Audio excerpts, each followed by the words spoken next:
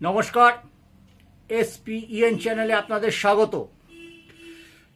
ভারতের solicitor general, তার কত দায়িত্ব, পর্বত প্রমাণ দায়িত্ব থাকে তার কাঁধে, কিন্তু আজকে আমরা কি দেখলাম, তিনি সুপ্রিম কোর্টে অল ইন্ডিয়া ফুটবল ফেডারেশনের মামলায় আবার অ্যাপিয়ার হলেন।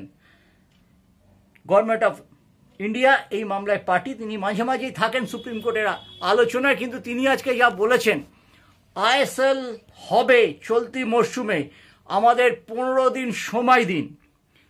ঘটনা হলো, কেন্দ্রীয় সরকার সময় চাইছে একটা স্বশাসিত সংস্থা অল ইন্ডিয়া ফুটবল ফেডারেশন কিংবা এফএসডিএল, যারা আইএসএল করতো, আইএসএলের promoter all India football federation, তাদের হাতে সঁপে দিয়েছিল আয়োজনের। সেখানে দাঁড়িয়ে সরকারের পক্ষ থেকে, কেন্দ্রীয় সরকারের পক্ষ থেকে সলিসিটর জেনারেল তার কাজকর্ম ফেলে বলছেন 15 দিন সময় দিন।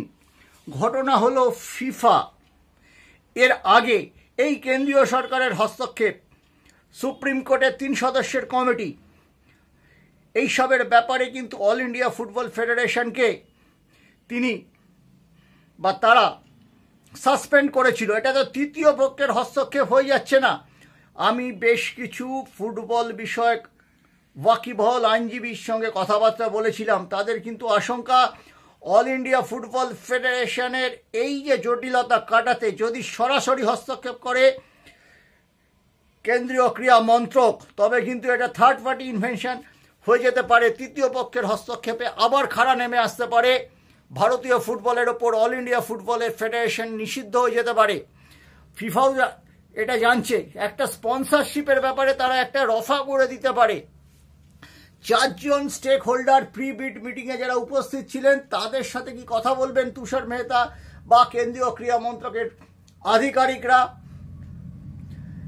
ইতিমধ্যে মনসুখ প্যাটেলের কাছেও কিন্তু আই লিগ ক্লাবগুলি গিয়েছিল, দেখা করেছিল, তাকে হস্তক্ষেপ করার জন্য আইএসএল এর ফ্র্যাঞ্চাইজিগুলো বলেছিল।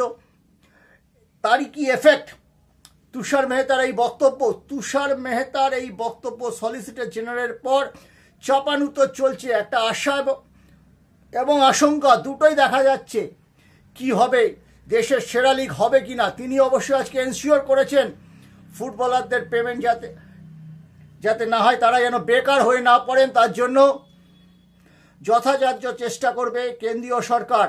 মানে ফুটবলাররা বেতন পাবেন কিনা, ফুটবলাররা ক্লাব থেকে বেতন পান, সরকারি তো বেতন তারা পান না, তারা ফ্র্যাঞ্চাইজি থেকে বেতন পান।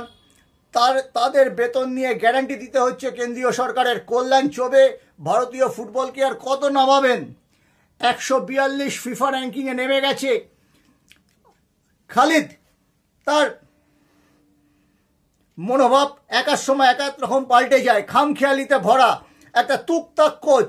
আমরা কিন্তু প্রথম থেকে, বিশেষ করে আমি বলেছিলাম, এবং আমার সঙ্গে বেশ কিছু এক্স প্লেয়ার, দেবাশিস মুখার্জির মতো প্লেয়াররা কিন্তু বলেছিলেন যে জাতীয় কোচের পক্ষে খালিদ ফিটেস্ট নন। কিন্তু Kalyan Chaubey, federation, IMB joint technical কমিটির চেয়ারম্যান, তারা খালিদকেই বেছে নিলেন। সঞ্জয় সেন জাতীয় ফুটবলে বাংলাকে চ্যাম্পিয়ন করেছেন, তিনি বঞ্চিত থেকে গেলেন। সঞ্জয় সেনের যা যোগ্যতা আছে অল ইন্ডিয়া লেভেলে, সেই পারফরমেন্স কিন্তু খালিদের নেই। খালিদ গট আপ করেন না নিশ্চয়ই, সঞ্জয় সেনও করেন না। তিনি রেলিগেটেড টিমকে বাঁচাতে পারেন, অবনমন বাঁচানোর কোচ। সবসময় নেগেটিভ ফুটবল খেলেন, সেটা আন্তর্জাতিক ফুটবলে হয় না। একের পর এক করেছেন, এবং কল্যাণ চৌবে উপেক্ষা করেছেন এফএসডিএলকে। তার চরম মূল্য দিতে হচ্ছে। যে 4টি সংস্থা, যার মধ্যে একটা জার্মান সংস্থা ছিল, ফ্যান কোর্ট ছিল, আমাদের জিন্দাল গোষ্ঠী ছিল, কিন্তু সেখানে মোহনবাগান জিন্দাল গোষ্ঠীকে মেনে নেবে কিনা সেটা নিয়ে সন্দেহ আছে। কিন্তু তাদের টিম বেঙ্গালুরু এফসি খেলে, ঠিক একই ব্যাপার। তবে বেঙ্গালুরু এফসি কি মালিকানা হস্তান্তর করতে হবে তারা যদি এফএসডিএল এ আসে? অনেক প্রশ্ন, উত্তর নেই। আগামী 15 দিন আমাদের টানটান উত্তেজনার মধ্যে থাকতে হবে। কিন্তু এটা ফিফা কিভাবে দেখে সেটা আগামী দিনে বোঝা যাবে। কেন্দ্রীয় সরকার তো সময় চেয়ে খালাস, কিন্তু ফিফা বিশ্ব ফুটবলের সর্বোচ্চ গভর্নিং বডি, এআইএফএফ তার আন্ডারে আছে।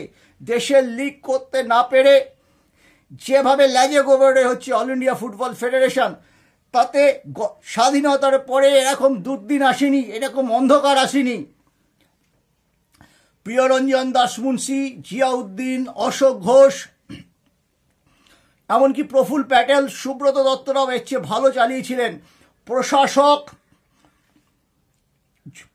প্রাক্তন ফুটবলার হলে হওয়া যায় না, এটা কিন্তু আবার প্রমাণিত হলো। এই ছোটবেলায় ফিজিক্যাল সায়েন্সের একটা কথা ছিল, যেটা সবাই পড়েছেন, মনে আছে কিনা অনেকে জানি না, নিশ্চয়ই যারা তরুণ প্রজন্ম মনে আছে। সব খারক, কিন্তু সব খারক খার নয়।